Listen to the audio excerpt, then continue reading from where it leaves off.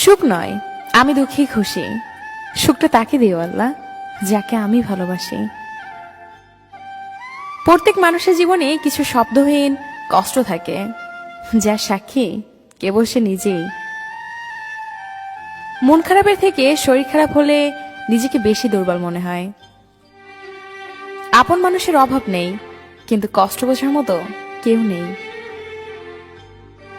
হাসির পেছনে কান্না, রাগের পেছনে ভালোবাসা, আর চুপ থাকার পেছনের কারণ খুব কম মানুষই জানে। টাকাই এখনকার দিনে সবচেয়ে গুরুত্বপূর্ণ। টাকা থাকলে বন্ধুত্ব, ভালোবাসা, পরিবার সবাই তোমার পাশে থাকবে। শুনতে খারাপ লাগলেও এটাই বাস্তব। জীবন তো চলেছে ঠিকই, তবে ঠিক পথে নাকি ভুল পথে সেটাই বুঝতে পারছি না। সবাই সবকিছু পায় না, আর পেয়েও তাদের ভাগ্য বেশি দিন সেটা সয় না।